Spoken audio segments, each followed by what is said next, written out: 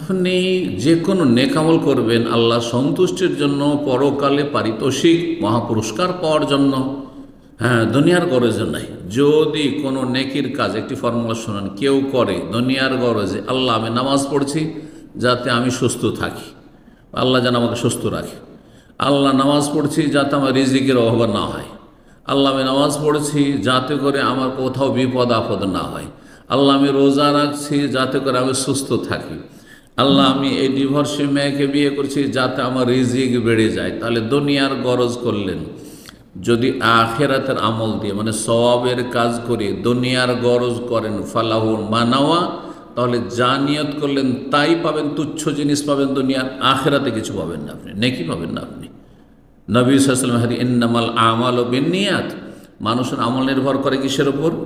মানুষের নিয়তের উপর। ওয়াইন্নামা লিকুল্লি ইমরিইন মা নাওয়া, আর প্রত্যেক ব্যক্তির জন্য তাই নির্ধারিত রয়েছে যা নিয়ত করবে। আপনি দুনিয়ার নিয়ত করেছেন যে আমি এই মেয়েটিকে বিয়ে করেছি আল্লাহ যাতে সচ্ছল করে দেন, সচ্ছল করে দেবেন, কিন্তু আখেরাতে কিছু দেবেন না আপনাকে আল্লাহ রাব্বুল আলামিন। জি।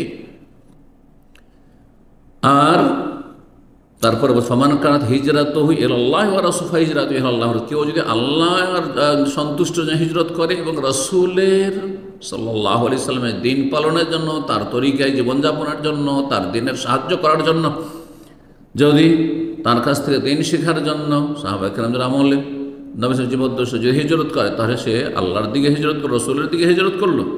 ওমান কানাত হিজরাতুহু লিদুনিয়া, কেউ যদি হিজরত করে দুনিয়ার গরজে, হিজরাতুহু ইলা মা হাজারা ইলাইহি, বিয়ে করার জন্য অথবা পয়সার জন্য, ধন দৌলতের জন্য, হ্যাঁ, বিলাসিতার জীবন গড়ার জন্য, তাহলে যে উদ্দেশ্যে হিজরত করেছিল ফাহিজরাতুহু ইলা মা হাজারা ইলাইহি, সেটাই পাবে। ঠিক ওই রকমই যেই ব্যক্তি বিয়ে করবে কোনো ডিভোর্সিকে, বিধবাকে, কিসের জন্য? দুনিয়ার সুখ শান্তির জন্য, যেহেতু পয়সাওয়ালা হয়ে যায়, তাহলে ফাহিজরাতুহু ইলা মা হাজারা ইলাইহি, যেই জন্য সে বিয়ে করেছে সেটাই পাবে, আখিরাতে সওয়াব পাবেন। এইভাবে আপনি নিজের সওয়াবকে নষ্ট করবেন না, বরং অন্তরটাকে বড় রাখেন। যে কোনো নেক আমল করবেন আল্লাহ সন্তুষ্টির জন্য, আখিরাতের জন্য করেন, আল্লাহ আপনাকে দুনিয়া এমনিতে দেবেন। তার সাথে বলেন যে আল্লাহ আমি তোমার সন্তুষ্টির জন্য আমি একটা বিধবাকে অথবা তালাক প্রাপ্তাকে বিয়ে করেছি, সুতরাং তুমি আমাকে দুনিয়াতে কল্যাণ দাও, আখিরাতে কল্যাণ দাও। দোয়া করুন, প্রসিদ্ধ দোয়া কোরআনে কারীমের, রব্বানা আতিনা ফিদ দুনিয়া হাসানা ওয়া ফিল আখিরাতি হাসানা ওয়া কিনা আযাবান। আল্লাহ দুনিয়া তো ভালো দাও এবং আখিরাতও ভালো দাও আল্লাহ।